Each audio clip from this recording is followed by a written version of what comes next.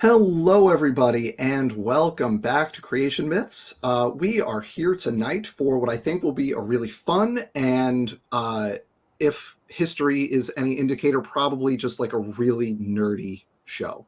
I'm really excited. I've got Sal Cordova here with me, and we are going to talk about protein orchards, which is to say the separate ancestry of different protein families and the implications of that for evolutionary theory.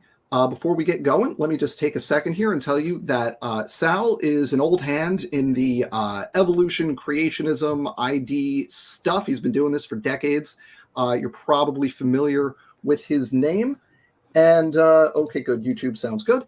And he has more degrees than I can ever remember. So Sal, if you want to, share your credentials, feel free. But I can never remember each specific degree that you have. So I'm just going to turn it over to you. Take a minute, introduce yourself, and then turn it back to me for just a second, and then we can pull up your slides, and you can, take a few minutes to make your case when it comes to protein orchards. But first, tell us about you. I'm a molecular biophysics researcher, and I'm also a PhD student in biomolecular engineering. My prior life was a senior engineer and scientist in the aerospace and defense industry. And then I worked for Dr. John Sanford while I was taking care of my widowed and disabled mom. And so I used to be an evolutionist. I was raised in a Roman Catholic home. And then I became an evangelical Christian. And then somewhere along the way, it took about 30 years to go from evolutionist to old earth creationist to ID proponent to young life creationist, then young earth creationist. So I'm really honored to have a chance to make this presentation and this discussion. And I asked Dr. Dan if I could gush over him a little bit. Could you show the slides? I have a list of my favorite evolutionists.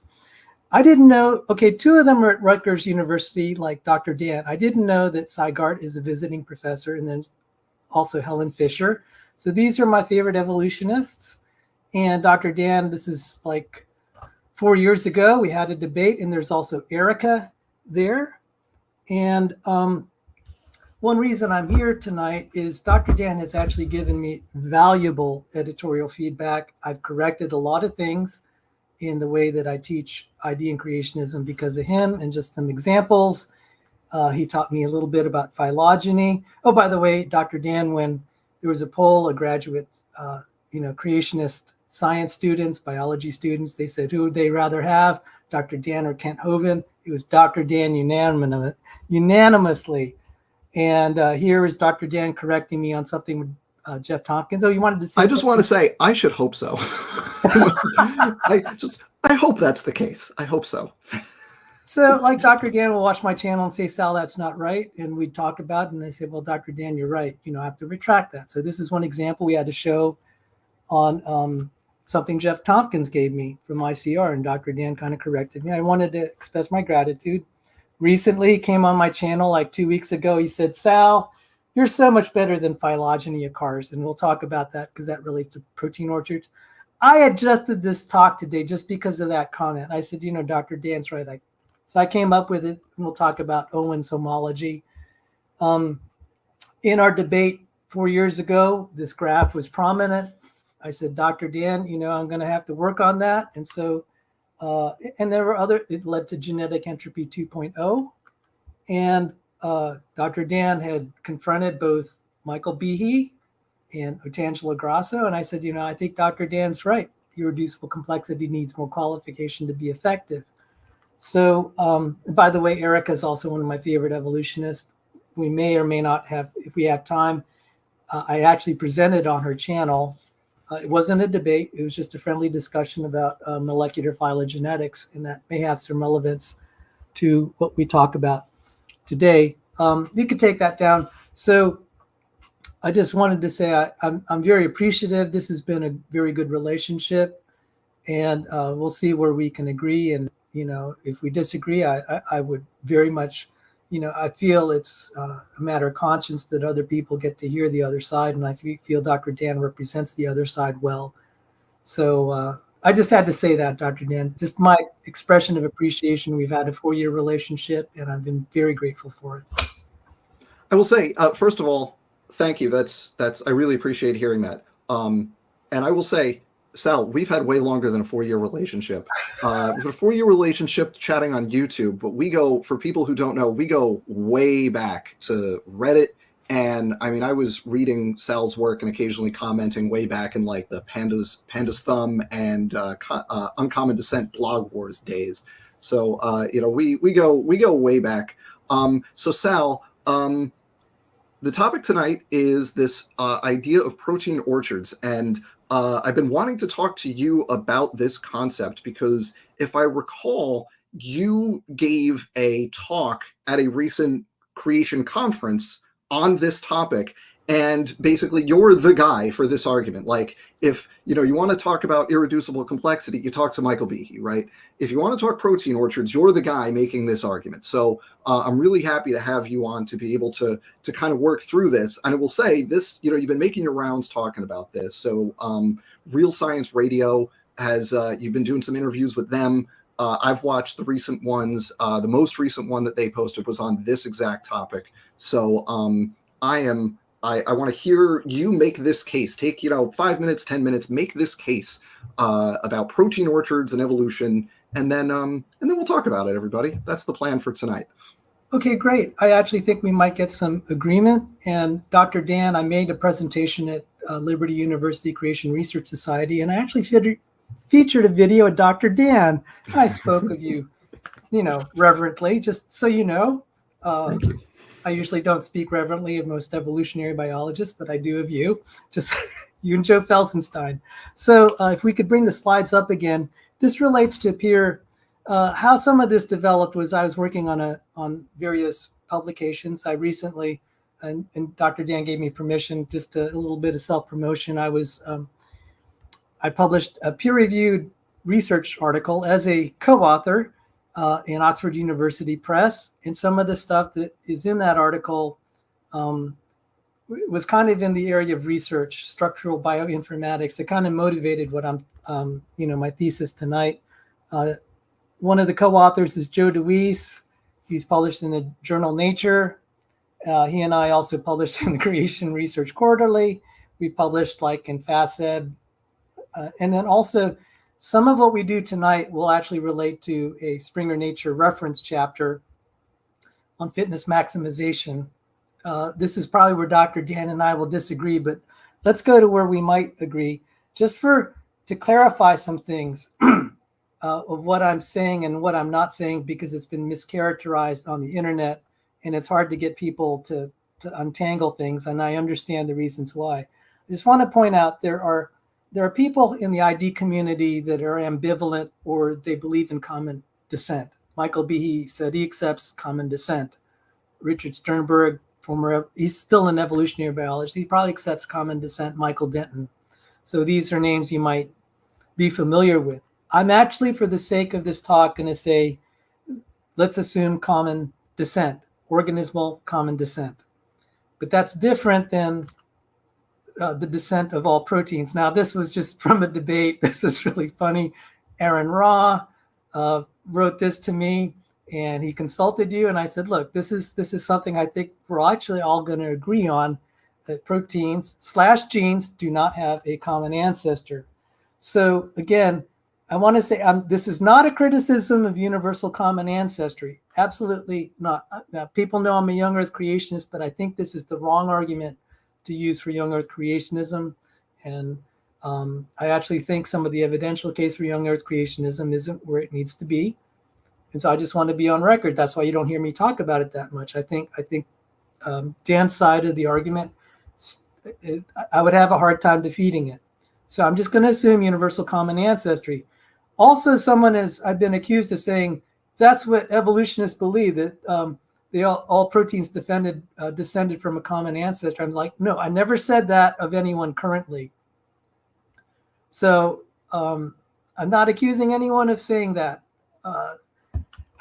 But it's kind of aggravating that I get mischaracterized. I'm trying to just set the record straight. There are not many Google hits or evolutionary papers that I find that talk about the protein orchard.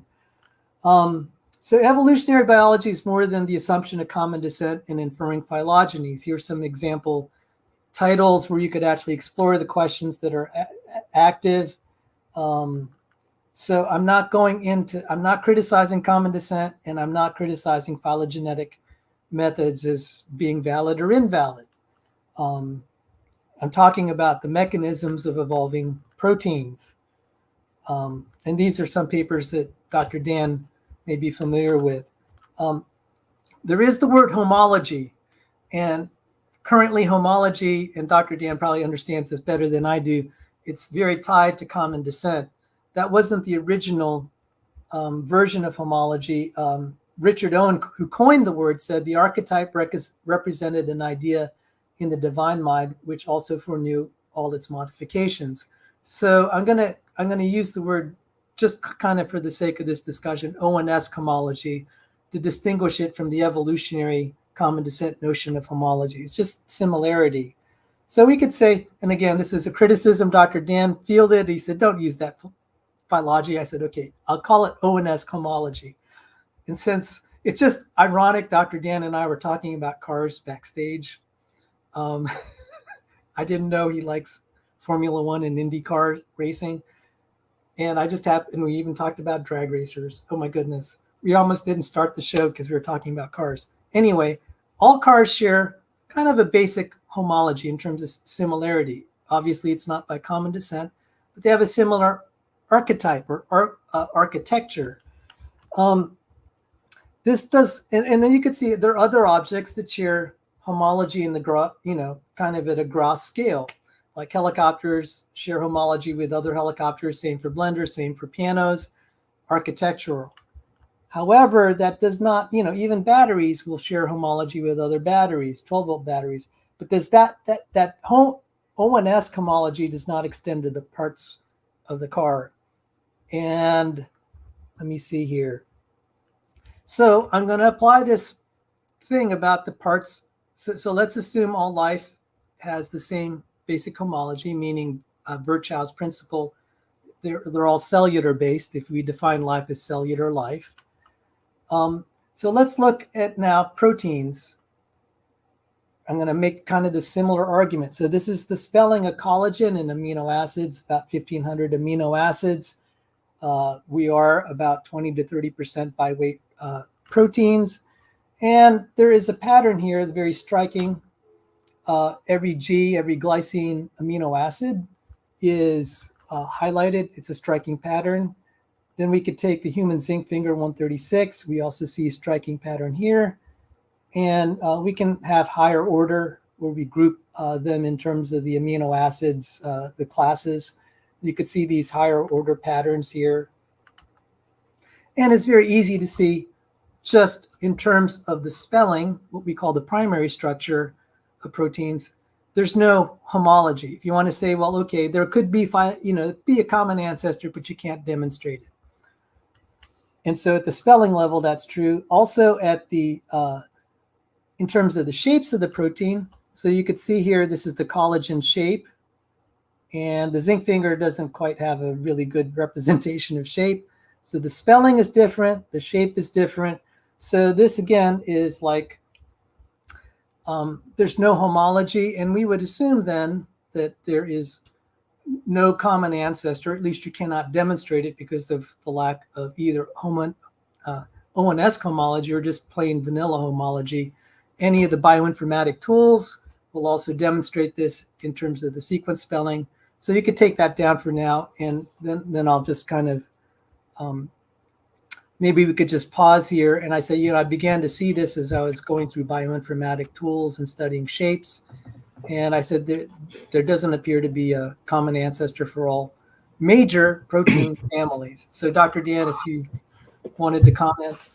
Yeah, so on that we agree. As you said, like we agree that proteins, unlike cellular life, do not share universal common ancestry, right? We disagree about cellular life, but we agree that proteins don't share universal common ancestry.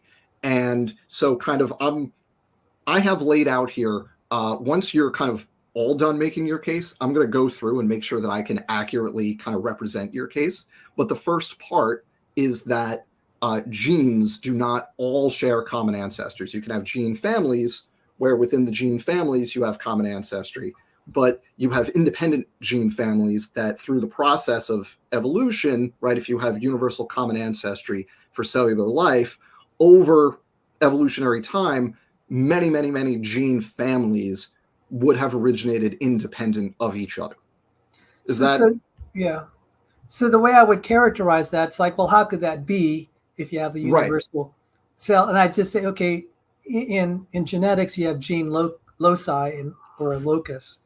And I would just say the way I would try to characterize your position would be, and then also in my old Earth model, even though I'm a young Earth creationist, if I had an old Earth model, by the way, Stephen Meyer may actually, he's a progressive creationist, so he's very, at least the last time I interviewed him, so it's very similar to Behe. You would have independent locations in the gene, and that's how it would be.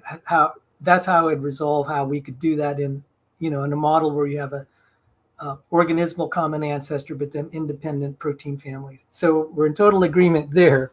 So maybe we could quit because now we're actually in agreement. Good. Quit while you're ahead. Well, I think it's the next step is where I'm going to disagree. So, if you want, I can pull the slides back up, and then I think it's the next bit. That's where I'm going. My thesis then. So here you go. Keep going. All right. So I say that the creationists are very quick to invoke supernatural miracles or metaphysical miracles. I'm just going to say, okay, let's set aside these philosophical things. We could at least say in principle, from a statistical standpoint, what events we would consider like very, I wouldn't call it a miracle in the medical physical sense necessarily. I'll just say astronomically far from normal expectation. So if you have 500 coin, if you have a flip a coin that's fair and it's heads 500 times in a row, that would be astronomically far from normal expectation. Whether it's a miracle of God or not, that's different than the actual statistics of it. Separate question. And this relates, we are dealing with the question of evolutionary fitness and really in the last part, because most of this was about Fisher's fundamental theorem of natural selection. But at the very last part, we are questioning fitness, and that relates to evolvability, how well, effectively, Darwinian so-called natural selection can evolve something. And it was after we published that, I started to find all these other papers like selection-driven gene loss in bacteria, mutator genomes decay despite sustained fitness gains. I was seeing a decoupling between, well, I would expect that natural selection should be building genes. And I mean, that was the way I originally understood the theory. But as I studied population genetics, I said we ought to see a lot of loss. And I began to see experiments to that effect. You'd done a video about me redefining fitness. And I just wanted to say, I'm not the only one that has, it's not just the creationists that have made the objections. I probably went farther than the evolutionary biologist. Lewontin's very respected. This is a great article, The Confusions of Fitness. I go farther than he does, though. And Andreas Wagner, also a very respected evolutionary biologist, he said, fitness is difficult to define properly.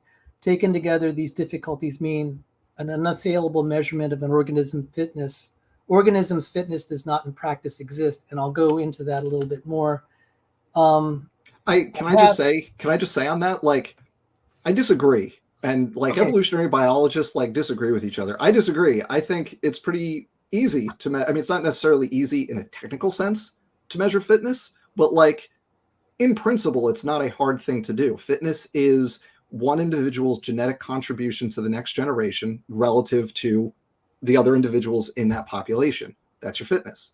And like, you can measure this a bunch of different ways depending on the system. Like for me, looking at viruses, like all my grad school work was experimental evolution of bacteriophages, viruses that infect bacteria.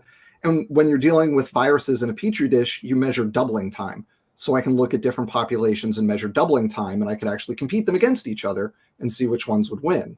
And like, it was really easy to measure fitness in that context. You figure out how to do it. You do the you do the math, and like you can do it. And depending on the organisms you're looking at, measuring one subgroup's or one individual's relative genetic contribution to the future compared to other individuals or other subgroups can be a hard thing to do. Like, just in a technical sense, that's a hard thing to do in many cases. But like, in principle, that's what fitness is. And I'm sure, there are obviously biologists that disagree with that definition of fitness, but like, you take what, as defined by Darwin, and you update that definition for, modern molecular genetics. That's what fitness is. It's you're using, looking at allele frequencies and such, and what's your contribution relative to everybody else, right? That's what that is. So thank you for pointing that out. And I actually, in this is a paper from a smallish, ID-friendly journal. You could see that I actually go through kind of like what Dr. Dan was describing, but also kind of the formalisms of how it's traditionally done.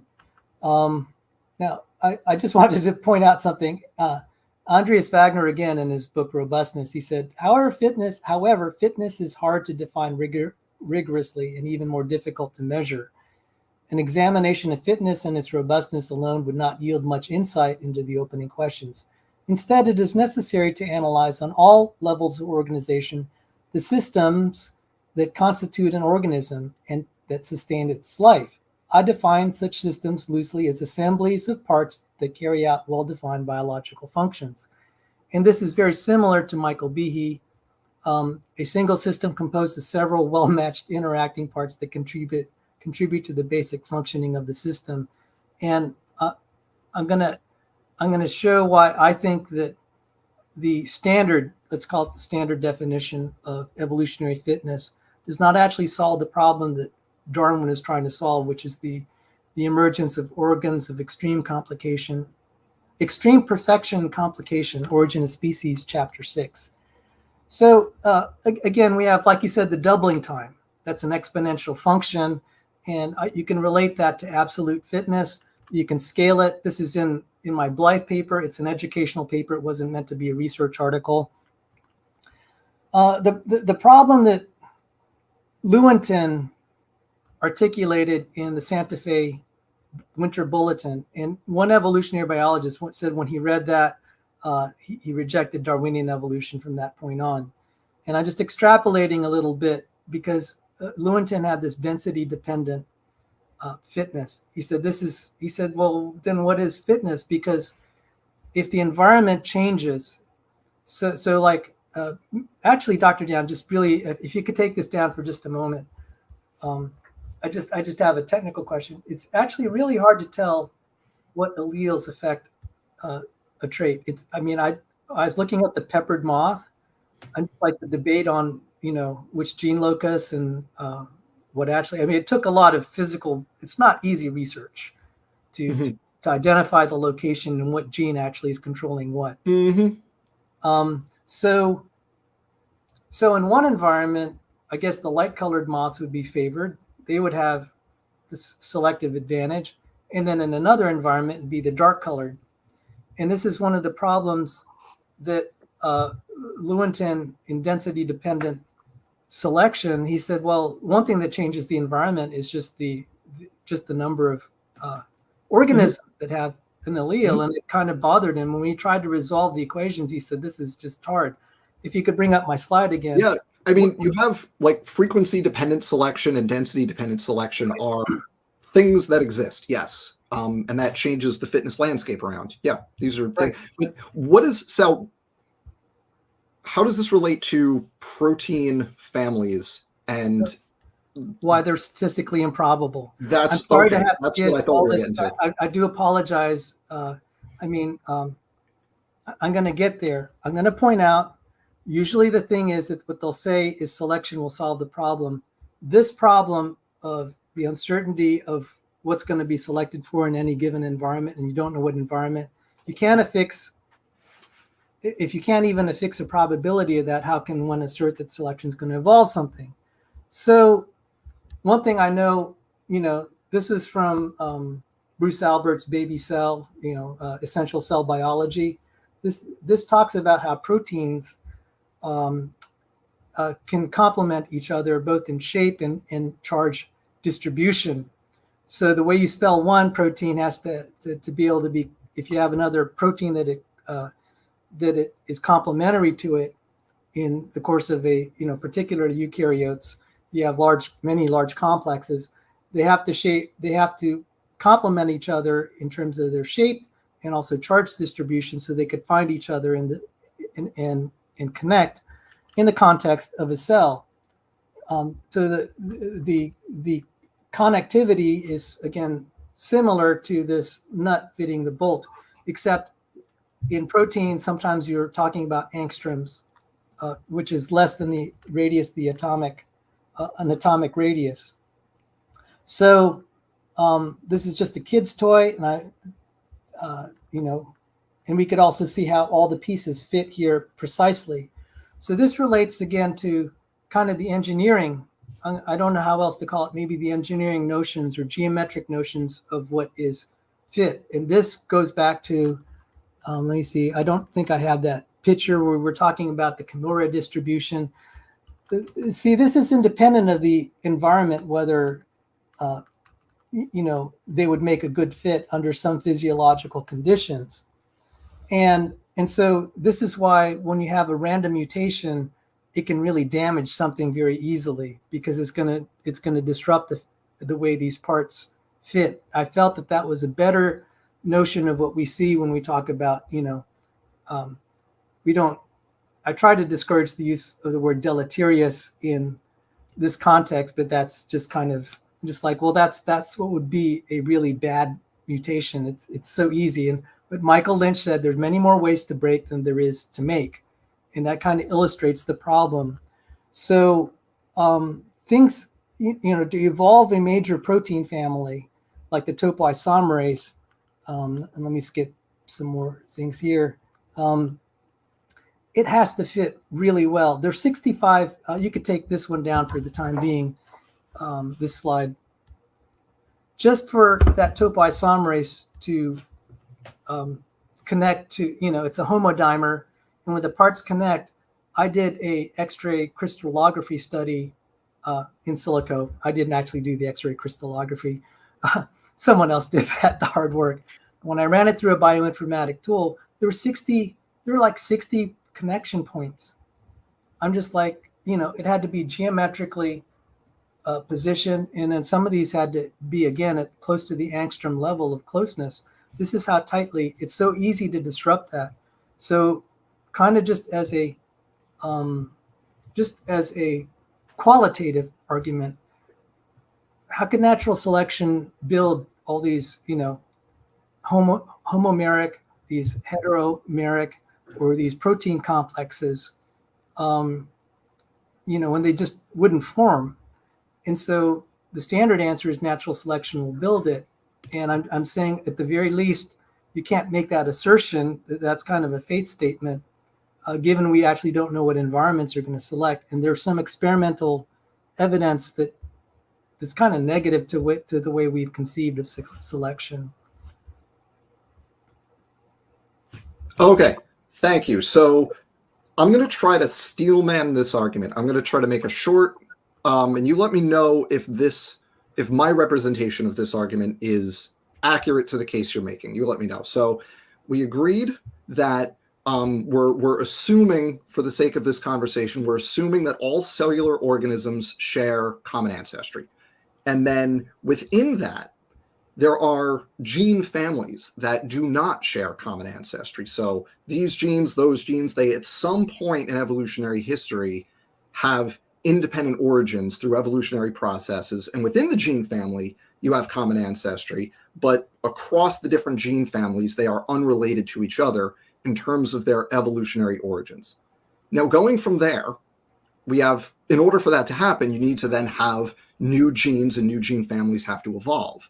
But de novo gene origin is a sufficiently improbable event, a statistical miracle is the term you used, and the number of such events that would have to happen over the course of evolutionary time, from the first population of cells to all of the things that exist today, that number of de novo gene origins is so high that it is the idea, right? So the argument says the probability of a single origin is so low and the number of origins required is so high, you put those two things together, that universal common descent of cellular organisms is not a feasible model, and separate creation, where the gene families are created intact, is a better explanation. Is that a fair presentation? You were pretty close, and part of the reason it may differ from what I wanted is that's on me. Okay, so this is why it's good for us to discuss, because sometimes I definitely do not express myself well. Sometimes I fumble with my words. No, I think you're good. This is easier than like going back and forth like via YouTube videos or like blog posts or something. This is easier. So please, clarify. Let me go through that little bit by bit, and you tell me what I should change. So we agreed on cellular common ancestry, but not protein common ancestry, right. And then the origin of new genes or gene families is extremely improbable. Okay, so let me stop there. I need to clarify. I wouldn't say all, and that's on me. That's on me. I should have, actually, I got to say, this is why I like interacting with you, because you kind of put my feet to the fire and say, Sal, you didn't really word that well. And even in the last week, I realized I need to amend that. Especially, and I give you credit for alerting me to that, and I should have said it. It just slipped my mind. I would say there are some. It is okay. As Otangelo learned the hard way, you don't say all. Okay. Okay. I've amended what I wrote down then to say some instances of de novo gene origin are sufficiently improbable. Parentheses, statistical miracle. Okay, and I got to credit you, Dr. Dan, because the way I think you just kind of totally dismantled Otangelo. I said, thank you. Do not say all, because Dr. Dan's going to just make mincemeat of you. So, I and I have interest. It's like, I have interest in giving my side good arguments, and I think you'd be slaughtered. I mean, guys on my side, you'd be slaughtered if you said all. So I'm going to say there's some, and the some are the ones I'm familiar with. I cannot possibly explore all protein space and say, well, that's too hard to evolve. That would be too hard. Tangelo found out the hard way what happens when you make a sweeping statement. Someone's going to find an exception, and you did. So, and then also you found stuff with Scott Minnick's work, and you kind of dismantled that. And like you said, you really loved his paper. Oh, by the way, that's another area we agree. We really like Scott Minnick's work. That paper, for people who don't know, Scott Minnick, who I don't know if he's still there, but at the time he was at, I want to say University of Idaho, I think. He's still there. And he's still there. And so he did a bunch of work on the Lenski Sit Plus stuff and basically dug into it and found like the sequence of mutations that had to lead to that trait. And I love that work because he showed that it's irreducibly complex. Yeah. See, okay. Great work. See, again, we agree. So, all right. So now. Okay. So let's we can nerd out about that all day. So let me bring this back. So I corrected the first part. So it's some instances of de novo origin now, and then the second part of that is because it's two kind of qualifications. It's some instances are really unlikely, and the number, if you take almost 4 billion years of evolution, the number of such events that would have to happen. You combine the improbability with the number, and that makes universal common descent not feasible. How's that? Is that part fair? No, that doesn't represent what I'm putting forward. Okay, so let me explain why. I've told young Earth creationists, because I tried to defend young Earth creationism, I said, look, guys, we don't have, and some people have been really angry at me, and I said, look, because there are old Earth creationists, I think they have a valid point. I don't think me trying to teach the next generation, I said, being scientifically responsible, I said, I don't, if someone with my physics background thinks it's challenging, how much more anyone else? I said, you're going to have to at least settle for now, working with the hand that you're dealt. I don't think the case for young Earth creationism from a empirical standpoint is as strong as I would feel comfortable. I can accept it by faith. We accept some things intuitively. And so I'm saying, look, I'm working from a model where I'm not going to criticize universal common ancestry. Until you can prove the Earth is young, you're not going to do it genetically. So I'm trying to give my reasoning here is like, all right, even in mathematics, you can come up with a true statement, but if your method of proof is illegitimate, the professor's going to say, well, look, we already agree that's true, but you didn't demonstrate it. You didn't go through the right process. I cannot, in good conscience, say that I could take the protein orchards and say that undoes universal common ancestry. That's so Okay. It would be it would support Behe's notion of intelligent design, or even Stephen Myers, where you have Stephen Myers suggested miracles along the way. Okay. So I want to make sure I'm clear about this then, because so you, like I said, you've been talking about this on various other places. You've done some interviews on this. Recently, you were on the Real Science radio show that was on May 9th that aired. And you said in that show, you said, these are direct quotes I wrote down when I watched that interview. No common ancestor for, sorry, this is not a direct quote, but the kind of idea you put forth was that no common ancestor for proteins defeats evolution. And the direct quote was when you mentioned the Aaron Ra quote, when I said there's no effing, common ancestor for proteins. You said he doesn't realize that he just said, quote, evolutionary theory has just been defeated.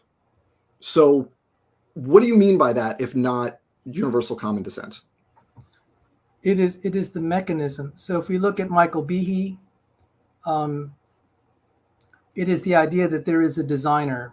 So I was criticizing not common descent, but the idea that where evolution is represented as showing that natural forces can create the complexity. Again, Darwin's Origin of Species, Chapter 6, Organs of Extreme Perfection and Complication.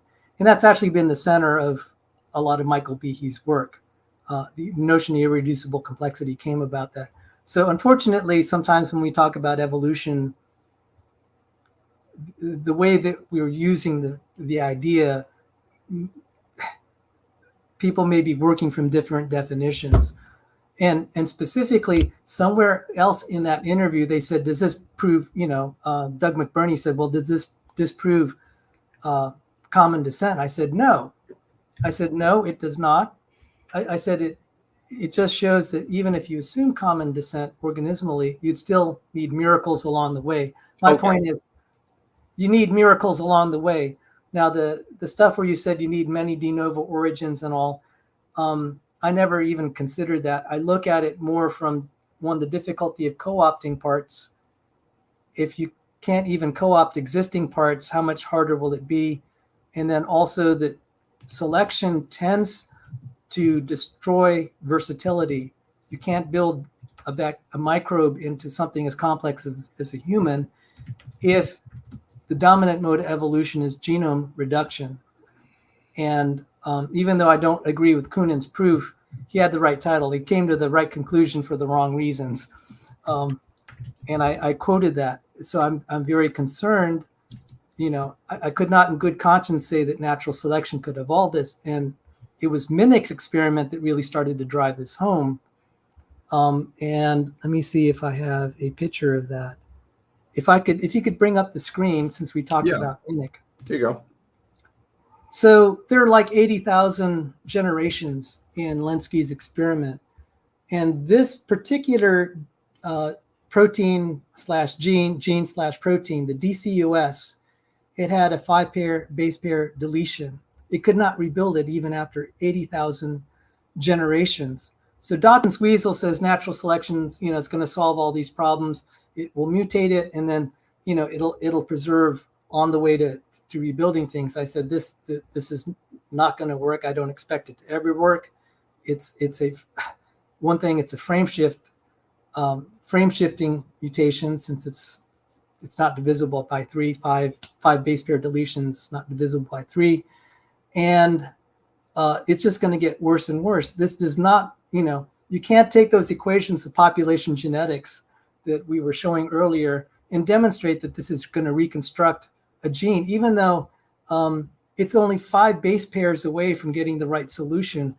You could take this down, and this is more of an example of why I don't think natural selection, if it can't even recover a gene that's almost there, it's going to have a very hard time constructing something as complex as some of the genes that I have studied, like the zinc finger and the collagen. Now, there might be some transcripts out there that come from the non-coding regions that could be spurious. They could do something. And I'm not even going to argue that, I'm not even going to say that they aren't de novo genes. They might well be. I wouldn't put it in the same category of complexity. And so your other argument about the number of de novo origins, I haven't even considered that. I was just looking at this experiment and then some like it, particularly Lenski's experiments, where there was a lot of gene loss.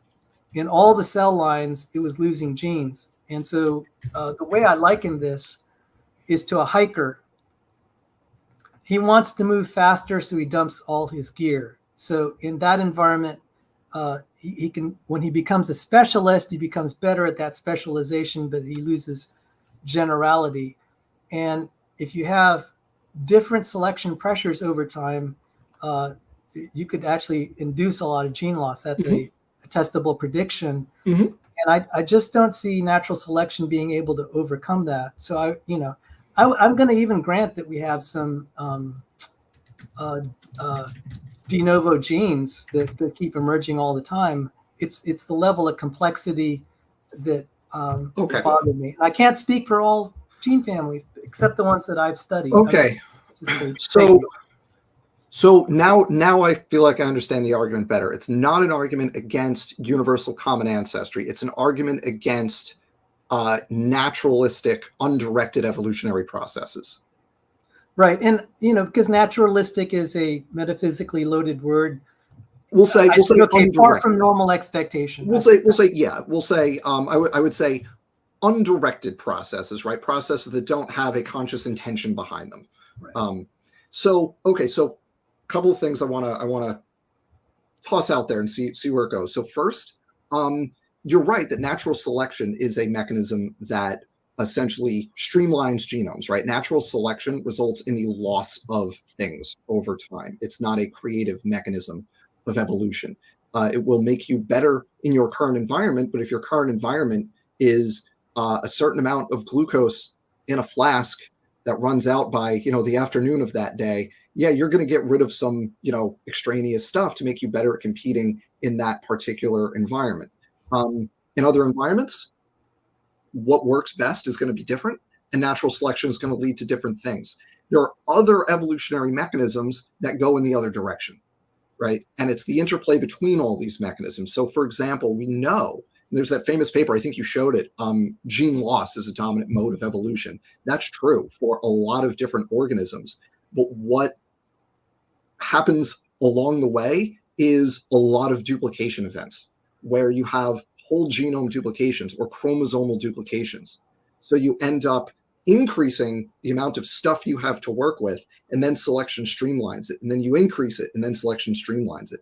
And as an example of this, we can just look at vertebrates, for example. When you go from the invertebrate chordates to the vertebrate chordates, and then to the gnathostomes, the jawed fish, you see successive rounds of whole genome duplication. And that leads to increasing complexity in their developmental patterns. And these are incredibly common mechanisms that increase just the raw amount of stuff in the genome, right? And then what happens, you have these big increases, and now the genomes are inefficient. So natural selection cuts them down. But you have this pattern of duplications, increases, and then cut it down, and then increase, and then cut it down. And the overall pattern is that gives the organisms more flexibility to adapt to this or that different environment, right? And these are the kinds of things that have happened as different clades have specialized over, their evolutionary history. But that's very theoretical. I think it's better to focus on like concrete examples of this stuff. So like you've said that like de novo gene origins are a thing.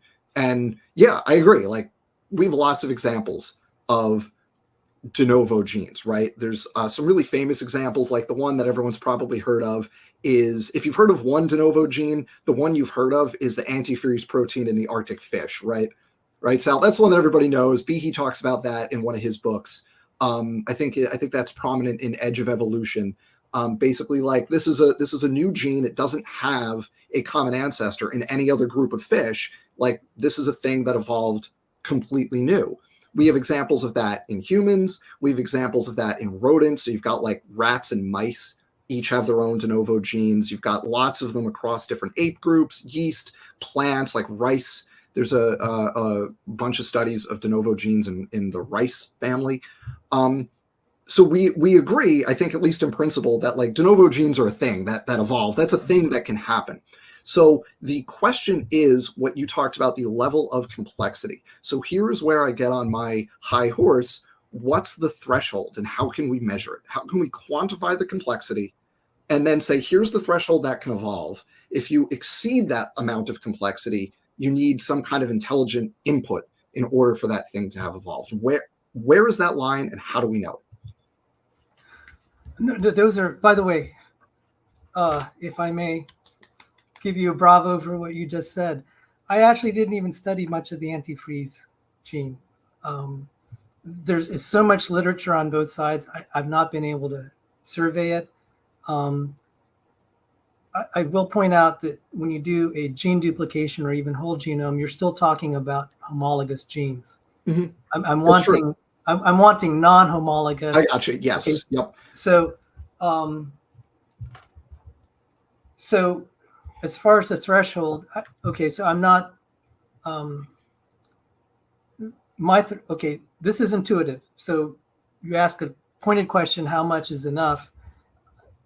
For me, like 10 to the 500th power, something on that order. And I have some examples also where I have one specific example that converted someone from communist China. She was probably an atheist or agnostic, became a creationist Christian. And it had to do not just with de novo complexity, but also co-opting a pre-existing part. So if it's difficult to co-opt the pre-existing part, and I'll diagram this up, by way of extension, it's going to be hard to make it. And I'll just, if I could show this, I'm not quite there yet. Let me get to the right slide if I have it. Oh my goodness, I hope I have it here. Yes. Okay, so if you could bring this up. This is the spelling of the topoisomerase protein, and all the colorized areas are critical to its functioning. One thing I do know, there is a section here, it says DQ, like Dairy Queen. Joe DeWeese, his dissertation said you knock out that's the magnesium binding site.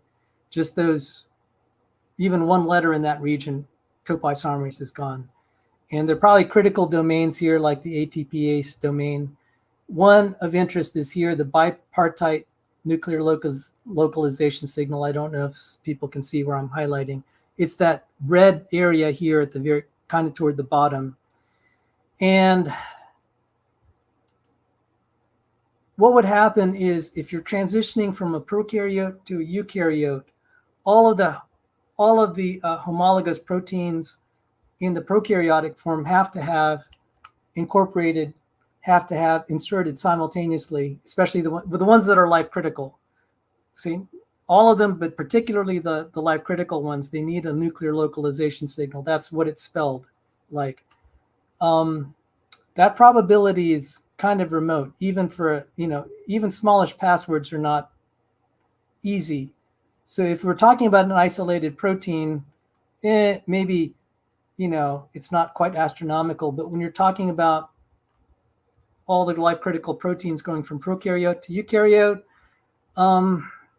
we could do the odds, and even with generous numbers, that would be like really far from, astronomical. Change tan, she's on the left here. She was picked by Nobel Prize winner George Smith to teach molecular biology. He was very impressed with her. She's one who made that transition. So I'd say from a qualitative standpoint, that was enough for one person.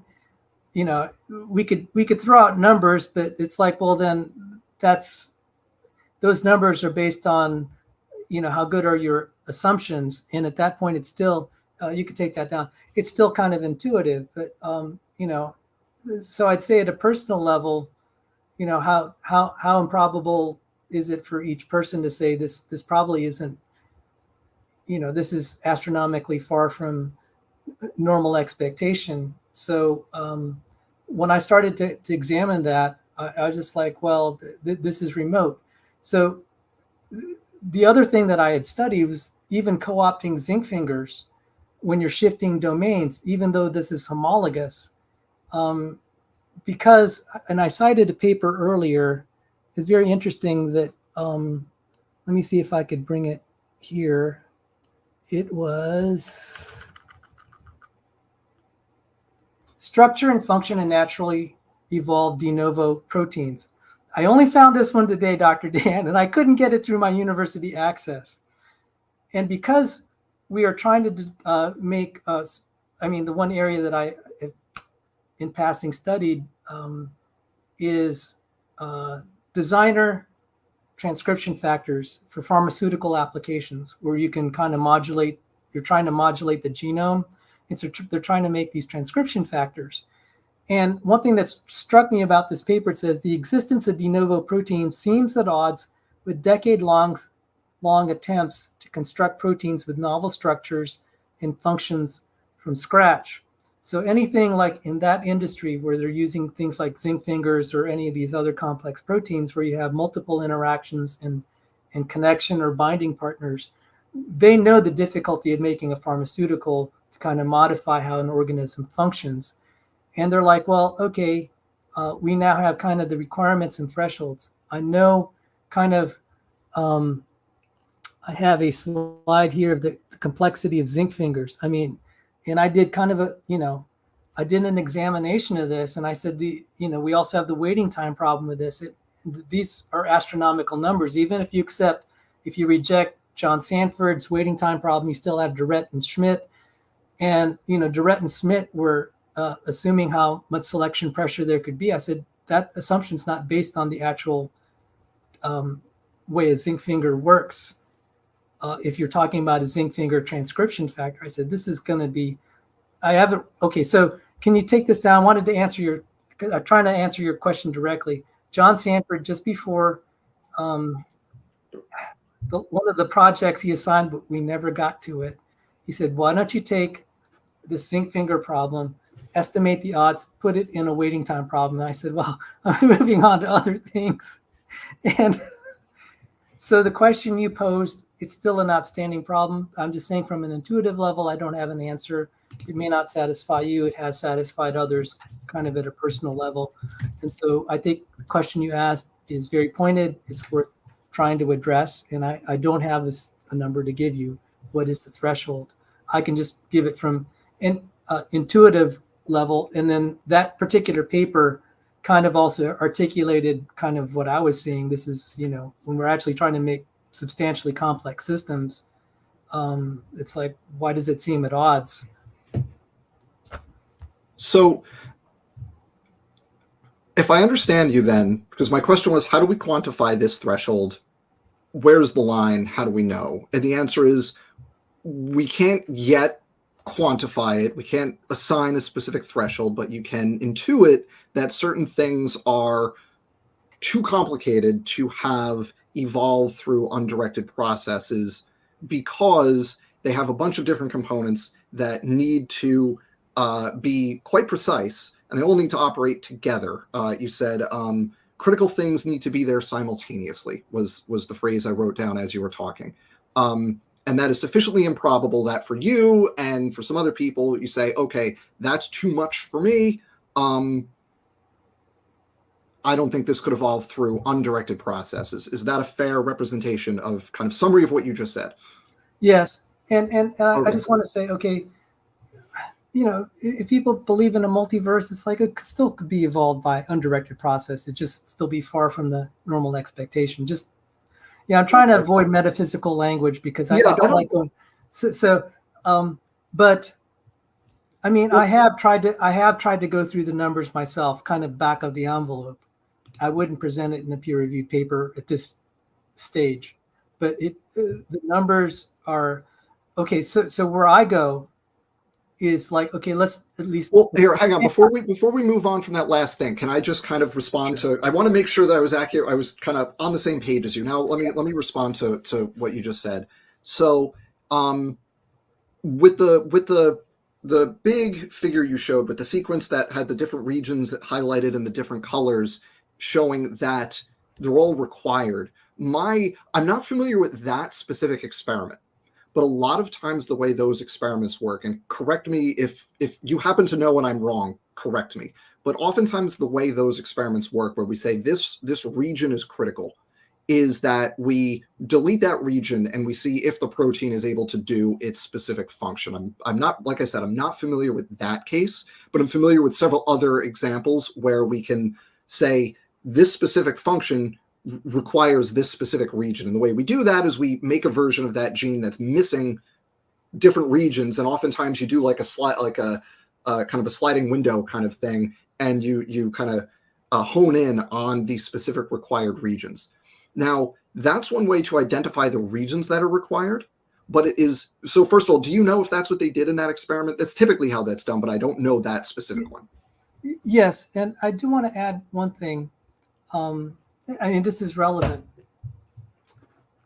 The statistics we develop for one protein are generally not extrapolatable to another protein because the architectures are so different. It's like saying, what's the probability of making a spark plug or a piston? It's just like, it's so hard to just like, well, how do I just want to, so that, let me show that diagram here. So these were, There you go. if it's not knockout, there are also various ways to chemically inhibit stuff. But also at an intuitive level, if you don't have a part that's contacting the DNA, because the topoisomerase cuts DNA, you need to have a region that contacts the DNA. You need to have a region where it binds ATP. So if you could say, well, maybe it doesn't have to be exactly in that location, but you still need an ATP binding site. You need a nuclear local. So there's some minimal parts there that you could just start to take inventory. Gotcha. And there is one picture that I've omitted. There are a huge number of, you could take this one down. There are like 38 disulfide bonds to help its structural. There are 60 post-translational modifications. And I'm just like, when you start to add these up, it's like, okay, this is why some of them just became spontaneously creationists. It's like, well, they didn't necessarily go through the formality. So I could say that, how many disulfide bonds are you going to knock out before this thing falls apart? Right. Okay. So first of all, let me just, before we move on, let me just pull up the super chat briefly from My Unfinished Journey, $5 super chat. Sal, I appreciate your willingness to step onto scientific turf to make a young Earth creationist case, as well as your civility in doing so. And I second that. I appreciate you being here, and I always enjoy our conversations. Thank you, My Unfinished Journey, for your chat. That aside, so I asked about the way that experiment's done because there are kind of two different ways of approaching this question. You can look at it and say, okay, we have the parts, and then we have the sequences. And a lot of times you need specific parts, you need specific components. You need this, domain, you need this DNA binding loop, whatever, right? You have these specific parts. But when you look, and you can document that you need those parts by doing knockout experiments. You can remove the specific parts and show that you need this or that for the function to happen. But the other way of looking at it is doing substitution experiments, where you change the sequence and see if it still does the function with a different sequence. And when you do that, you often get a very different story, because what ends up being the case is for a lot of these functional regions where you need a specific domain, you need a specific binding site, the specific amino acid sequence is not itself tightly constrained. Maybe there's one or two amino acids that need to be a specific thing, but within that region, most of those amino acids have some kind of flexibility to them, where maybe it needs to be basic or it needs to be non-polar, but as long as it meets some kind of set of criteria, any set of a number of amino acids are going to work approximately equally well. And this isn't just me, like, talking off the top of my head. We have robust experimental evidence that this is the case. So, like, you can, for example, it's not a protein, it's a DNA sequence, but it's the same kind of logic, is that you can randomize the nucleotide sequences for a bacterial promoter, and you just make random sequences that are approximately 100 nucleotides, about the length of a promoter, and huge percentages of those sequences will work as a promoter. Some of them will work as well as the wild type promoter. And it's just randomized sequences. You're just generating millions of sequences and just trying them all and evaluating function. And you could do this with proteins too. And we could also look at examples in nature. So one of the examples that I know really well for this is HIV. And Sal, I think you've probably heard me talk about this before. HIV VPU, and it has this specific activity called tetherin antagonism, and it requires a specific domain to do this. And this trait has actually evolved twice in HIV. It's done a completely different way in the various SIV viruses and the various SIV proteins. Simian immunodeficiency virus, it does the same thing in their respective hosts, but it does it a different way. And in humans, so HIV-1 group M does it a certain way and has a couple of domains that are involved. And there are 7 very specific amino acids that you need. There's like, you need boom, boom, boom. And then on the other side, it's like 4. It's like 3 and 4. And you need those specific 7 amino acids. But then there's another type of HIV. I think it's HIV-1 group N, but I could be wrong. Everybody chat, don't quote me on that. I think it's group N, but I might be wrong. But it's one of the other variants of either HIV-1. It might even be HIV-2. But it does the same function. Instead of using those 7 specific amino acids, which are tightly controlled in HIV-1, in this other HIV-1 group M, in this other one, it just uses a string of negatively charged amino acids, and it accomplishes exactly the same thing with a completely different sequence of amino acids. And my point here with this is that we can look at a specific sequence like Douglas Axe did in his famous 2004 paper, right? We can look at a specific sequence and kind of try to work forward to that sequence. Say, what's the probability of this specific sequence happening? But I don't think that's a good way to calculate the probability of a certain thing evolving or a certain thing being able to evolve, because we know that that specific sequence is not the only way to accomplish that function. So a better approach is to go in the opposite direction and just look at randomized sequences and see how many can accomplish that specific function. And when we do it that way, we find it's really easy to get all of these specific functions. So that's my first kind of counterpoint to this, that it's, in addition to not having a specific threshold, just intuitively, we know from direct experimental results that that threshold, wherever it is way higher than I think you're presenting, because we know there's way more than the ways that exist to do each biochemical function. So let me at least support half your point. Oh, go ahead. Again, bravo.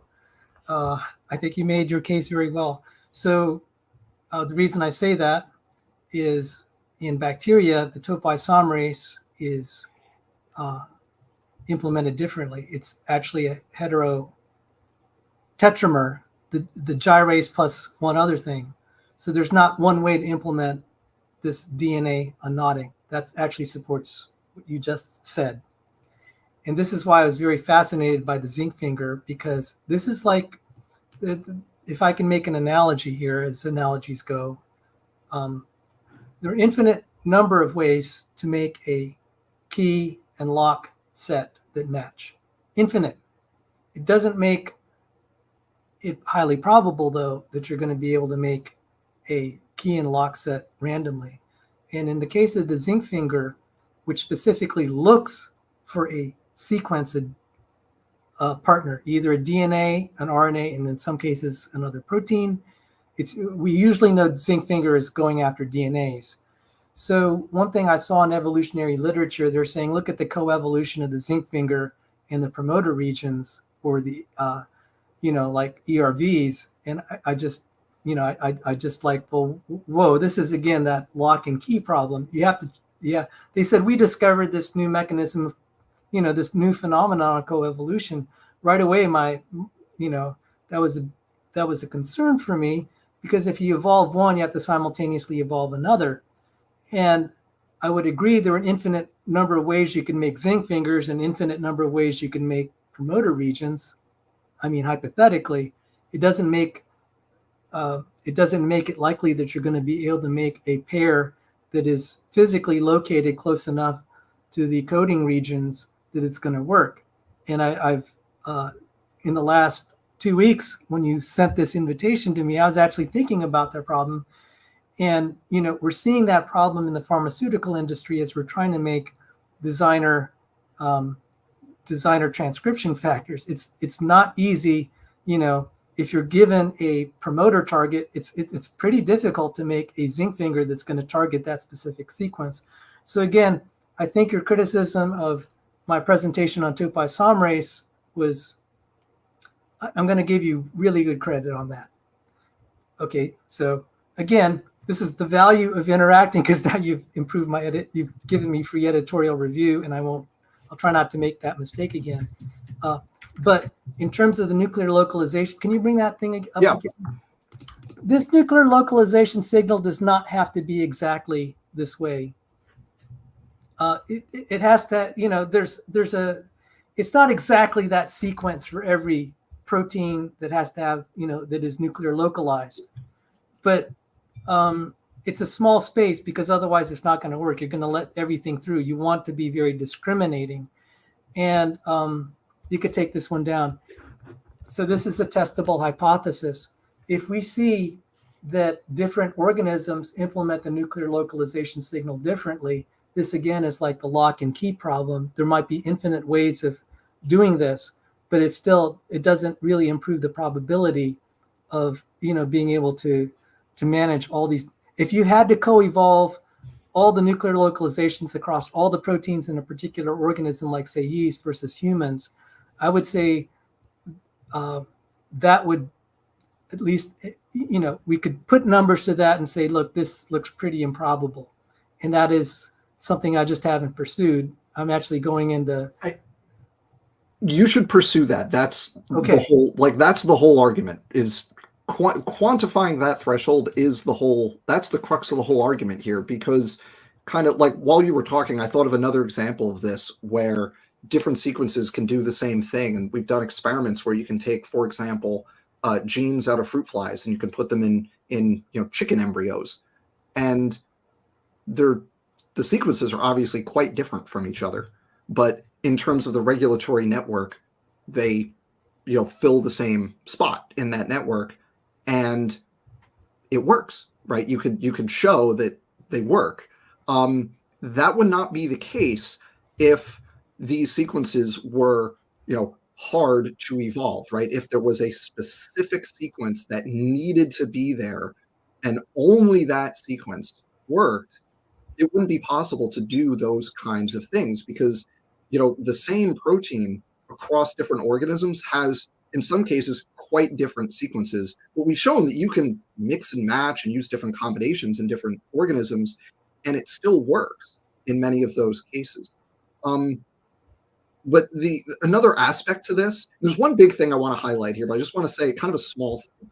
In terms of evolving these interactions, protein interactions and protein nucleic acid interactions are very fuzzy, right? Because these molecules have regions that are hydrophobic and hydrophilic. Pretty much, like, that's just going to be the case because of the types of molecules they are, right? DNA has that, proteins have that just based on the structure of amino acids. You're going to get some level of association with relatively little sequence specificity required. And the question is, what threshold of association do you need for it to kind of assume a functional role in terms of regulating gene expression, for example, right? And that we can quantify that. And actually in the chat, I'll just highlight something somebody said in the chat that's scooted by here. Here we go. This was from Answers in Atheism. Zinc fingers, sometimes you only need 3 out of the 20 amino acids in that particular region to be the correct ones in order to associate with the DNA strand. So you have a lot of flexibility in terms of the degree to which these interactions can occur very robustly or very transiently within the cell. I want to give you a minute to respond to that. And then there's one other thing you said that I really want to highlight that I want to get to. But first, let me give you a minute to respond to that if you want. I totally dismiss that last comment. And it depends on whether we're talking about monovalent versus multivalent. So it can bind if we're talking about something like CTCF, binding sites that are multivalent. You don't necessarily need a lot because you're trying to control a lot of the binding toward signs that control the chromatin looping. But something like transcription factor 3 alpha, it's going to need a very specific. I mean, it's going to search out. It binds not only to the DNA and RNA. So you can't generalize one trivial example and say that counts for all of them. So I totally dismiss that. Thank you. Well, okay, but you were using zinc fingers as your example. That's your example. That's not mine. Specific zinc fingers for a specific transcription factor binding site.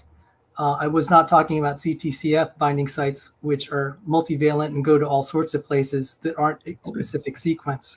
So, I mean, that gives me an opportunity to clarify here. But when I talk specifically about designer transcription factors, this is the problem that they're having. It's not that easy. If it were that easy, they would be making these, these designer transcription factors rather easily. And it's still a challenge. I mean, if humans are having a hard time with all their computational and biophysics, I just don't see that, random mutation's going to be able to give it to you. So how do we quantify which ones are, like, it goes back to this question of quantification, right? How do we quantify where that line is, which you said we haven't done the work. And I think I'm often critical of like intelligent design creationists for like basically pretending there's a big robust research program when there really isn't. I would like, this is an example of like research that somebody could actually do and like do the math on this and say, here's a threshold, we do 1 million of these, we randomize the sequences. For this specific one, X fraction of 1 million associated with the DNA. For this other one, it was Y % of that million, right? Like that's an experiment somebody can do. Well, this is where I have to sympathize with your criticism here. There was an internal discussion. I think I could share this. It's like, okay, we have limited resources. Are we actually going to be spending money on experiments? We're going to let other people spend money. And so some of us said, let other people spend the money. So a good example is ENCODE. We were so thrilled with the ENCODE project. They did a lot of what we were hoping someone would at least try to do. So as far as what we would do for research is just monitor what the pharmaceutical industry is doing, because they are kind of helping us give the numbers. Then also that experiment where Scott Minnick analyzed the Lenski experiment, 80,000 in the DCUS gene was not recovered. I said that was pretty, like, I didn't know about that. I'm just like, wow, even after 80,000 generations, it didn't recover a gene, and it was only 5 base pairs away from being functional, and it couldn't recover it. So I would say, how do we draw the line? I think we just wait on the experimental data. We look at the pharmaceutical industry. A lot of ID proponents, by the way, are in the pharmaceutical industry. They won't make it in academia, obviously, if their sympathies are known, but they found a home in the pharmaceutical industry. So I'd say, how do we gather the evidence? I don't think it's going to be so much by theory, but through experimental practice, we start to detect that. So for me, that one where Scott Minnick was showing that genes were being deleted, and particularly genes are not being able to be recovered through natural selection, at least, we could put numbers to that. Okay, 80,000 generations, this is the mutation rate. We have a lot of data on that. So these experiments are expensive to carry out. And so when you talk about the robust ID research program, I'm not going to defend that there is or isn't. I'd rather not engage in that debate, and I'm going to get myself in big trouble if I give my real opinion. Let's.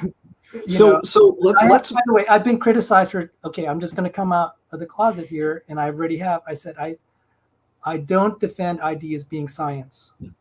I say I think ID is outside of science. If you want to say it's science, I'm not going to argue with you, but I'm not going to make that case. And I'm not going to say we have a robust research program. Casey Luskin can get on me. He said, well, that's fine, Sal, you could say that. We're still friends. So, so some of this you might say is metaphysical. And I'm just like, hey, I'm cool with that. I've tried to argue the scientific side. I'm not going to make the case formally that you should believe in a designer from any of this. I'm just saying this is kind of my personal decision, and I share that with other people. But, in terms of the strictures of science, I'd say, I think the criticisms you fielded are very good. On the other hand, I'm sorry to be a little pointed here. The sword cuts both ways. I think natural selection as a paradigm is not delivered. The way Richard Dawkins has advertised it in Blind Watchmaker, I think that's been falsified on many levels. And the fact that the third way of evolution has kind of emerged, and Jerry Coyne's kind of livid with that. It's kind of showing that, the Darwinian viewpoint of natural selection evolving organs of extreme perfection and complication, I don't think that's been fulfilled. Yeah, I mean, I agree, because Darwinism is from, 1859. And I agree, that doesn't explain stuff. We've come a long way since then. But that is neither here nor there. So the big thing that I want to get to here is I want to just point out, and I want to ask you to explain where you're coming from here, because over the last little bit here we've been talking, you said two phrases that I wrote down. You said critical things need to be there simultaneously, and then later on you said if you evolve one, you have to simultaneously evolve the other. Speaking of two proteins that interact with each other. I know you have said that you don't like to use irreducible complexity as an argument. But how is what you're articulating not just an irreducible complexity argument without saying the words irreducible complexity? Oh, no, I'm really glad you're giving me the opportunity to clarify. I would say you have to add qualifications to make it a workable argument, because exactly what happened when you just throw out, oh, this is irreducible complex, so it can't evolve, and you don't put any statistics to it, it'll be like a replay of you and Altangelo, where I gave you the win on that one. Okay. It has to be specific to the system.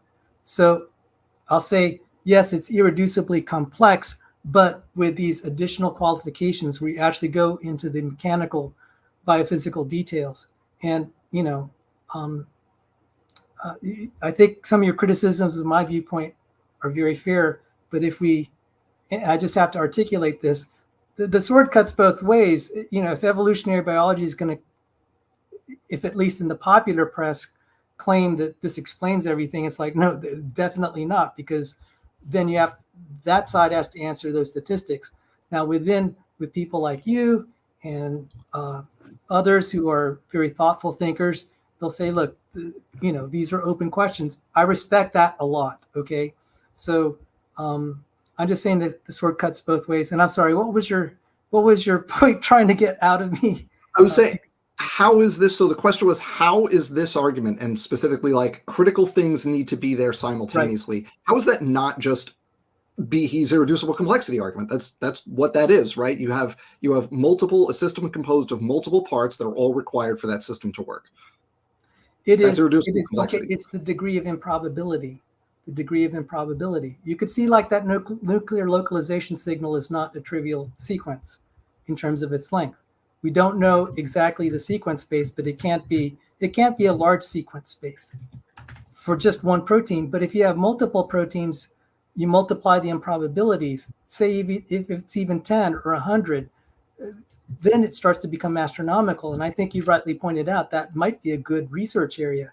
And particularly if we find that the nuclear localization signal is different among species, it's like they would have to co-evolve.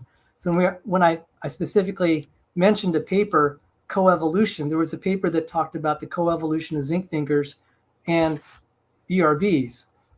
I don't know how I stumbled on that. I was just kind of rather shocked. We were saying, oh boy, the ERVs had to evolve with the zinc fingers that bind to them. And I'm like, that was pretty interesting. And these are things, how does it distinguish from what Behe says? I'm saying Behe is, the way it's being used by ID proponents is too broad. You have to say some of these irreducibly complex might be able to give you the improbability you want. I definitely would not say all. And Otangelo is defending all, and I'm like, you're going to get slaughtered. And, I credit Dr. Dan with the win on that. I said, you called him out on the problem with that viewpoint. So I would say some, and, and let it be the proteins and systems that you're familiar with. Because I could talk to these researchers and they'll say, yeah, this is why I'm kind of an ID proponent. I researched the insulin receptor, or I researched topoisomerase, I researched zinc fingers, or any number of other things. If it's in your field of specialty, then talk on that. So, okay, so I was taking notes as we were you were talking there, and what you said is the difference between kind of canonical Behe irreducible complexity and what you're talking about here is that you have to add qualifications, you have to put statistics on it, is what you said. On specific systems. Right, it has to be within specific systems, and you have to assign statistical probabilities within the context of those specific systems. But here's the thing, and I keep coming back to this, and this is very similar to what I was talking to Dr. Behe about. This is the same thing. Has anyone calculated those probabilities? What are they? How do we know? Where is that threshold? Right? The phrase you said is the degree of probability, but where is that line? If we can say this protein or this system can evolve, this one can't, we have to be able to quantify that. And the way you described it was some irreducibly complex things might give you the improbability. Without any numbers, that's an unfalsifiable statement. Now we're just playing whack-a-mole, where if I show you empirically that a protein that's 100 amino acids interacting with another 100 amino acid protein, if I show you experimentally that can evolve, okay, that sets the floor, right? But then anything above that we haven't documented. Well, what if now we show higher levels of complexity? There's always going to be more examples that you can point to and say, this is more, that's more. But without like an empirical basis for making that judgment, it's subjective. Well, we do have empirical basis for nuclear localization signals. I showed you one here. This is about 20 amino acids. So let's say you only need 5, but then there's an improbability with that. Okay, so let's say it's something like 20 to the 5th power. That's a lot to resolve. But then if you have to spread that out to like 100 proteins, this is complex. And not to mention you need the important complexes and all the nuclear pore complexes. You start adding all those up, it doesn't take long before you're already at astronomical, even if you give the most generous numbers.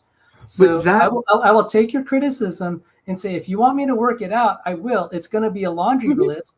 And I think people are welcome to try to criticize it. I think you made a very fair point, and this is why I really like you. I think you tried very hard to represent the opposing viewpoint fairly, and you give good challenges. And as I've said, you've corrected me many times, and some of your challenges have resulted in me amending the way I think. So I'm not going to dispute that. Why don't I write something up? It probably people will just, I don't know how they're going to react, but at least I'll give it a stab. And I think that's you've given something that I think we could look at for nuclear localization signals. I can also think of translocation, which is the stitching of transmembrane proteins into the cell membrane, zinc finger proteins, and then you add waiting time. But I got to say, at least for the fans of evolution at the popular level, not your level, Dr. Dan, I'm not including you in that group, who are arguing that evolution's proven. I'm just like, the sword cuts both ways. You have to come up with your statistics to show that natural selection can build these things, random mutation, natural selection. And I definitely think I've made the case that has not been done. And we can also then criticize whether those assertions in the popular press are scientific. I would absolutely say they're not. except as far as speculations were allowed as part of science. But I wouldn't say it's at the level of confirmation of other scientific theories like electromagnetism. So I think your criticisms are fair, but in defense of my viewpoint, I'm just like, well, this is the reason we don't believe in evolutionary biology, because we don't feel that they have given us convincing proof that it evolves naturally.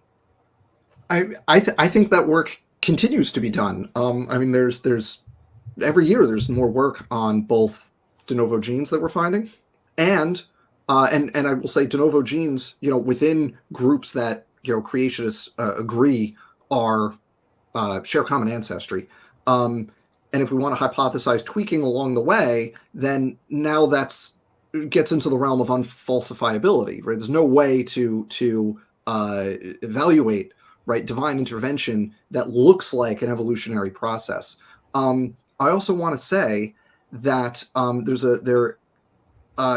in addition to the work on de novo genes, we're also doing this work, kind of that shotgun approach I described earlier, of just like trying out a whole bunch of sequences, and we keep finding things that work where we have a wider range of sequences that do different functions. I think we're coming up on a good place to end, so I'm going to say a couple more things, and then I'm going to turn it back over to you, and I'll give you kind of the last word here, and then we'll call it a night, and that'll get us to about 90 minutes of chatting, which I hope everybody appreciated all of that. So a couple things I just want to say here is that specifically with the nuclear localization signal, I don't think you're kind of giving credit for how variable that can be and just how widespread it is. It's actually found outside of eukaryotes. You actually have some archaea that have a nuclear localization signal, even though they don't have a true nucleus. They have some archaea have kind of a similar structure, but it's not really a true nucleus. But it is, I think, a more variable thing and a more widely found thing than you're implying. But that's a kind of a small point. A bigger thing here, I think, and a kind of a bigger problem with the structure of this argument is that you're taking an existing localization signal and saying, how hard must it be to evolve this thing? But I don't think anybody thinks that the current form of like something like that is the original form of it. It would have first appeared in a more rudimentary form. And that's where kind of those fuzzy interactions can kind of come into play, where it doesn't have to be as precise as it is now in order to do some little bit of that function. And that's the hard step, just getting a little bit of it. Once you get that little bit, then natural selection is really good at optimizing, right? That's where natural selection is actually very effective. And I think we would agree, maybe we would agree on once you have a function, natural selection can tweak it in the face of mutations. So the last thing I want to say, and then I'll turn it back over to you and I'll give you the last word on all of this, is that I think the key thing here is quantification.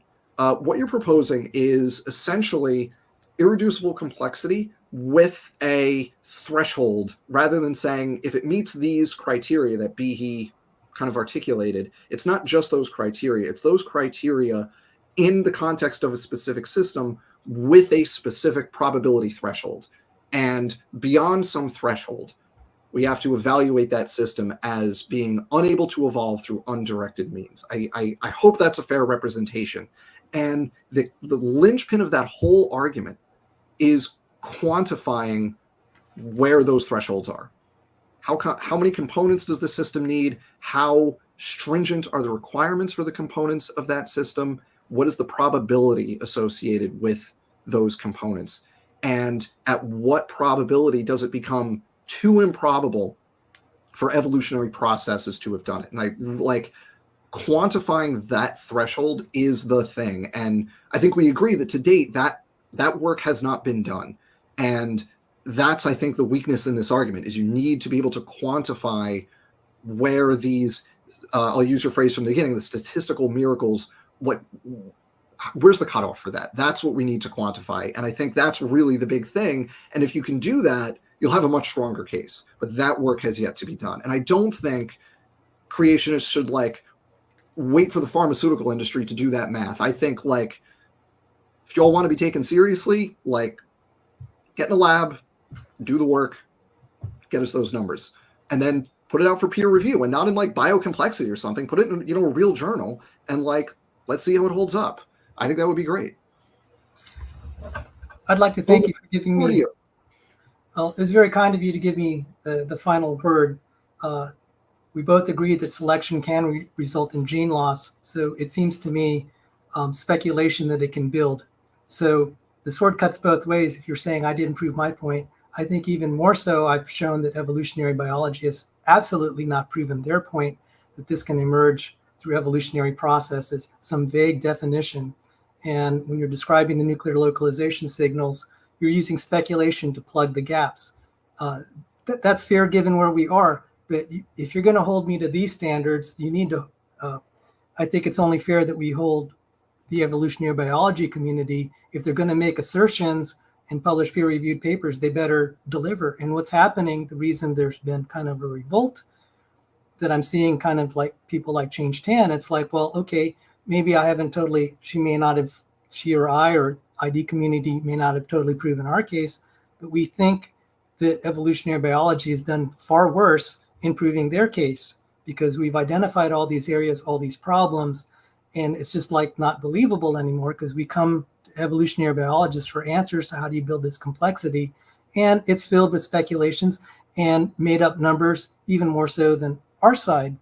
I cited specific experiments of gene loss, and then genes not evolving, even when it's only 5 base pairs from getting to where it needs to be. Scott Minnick's example.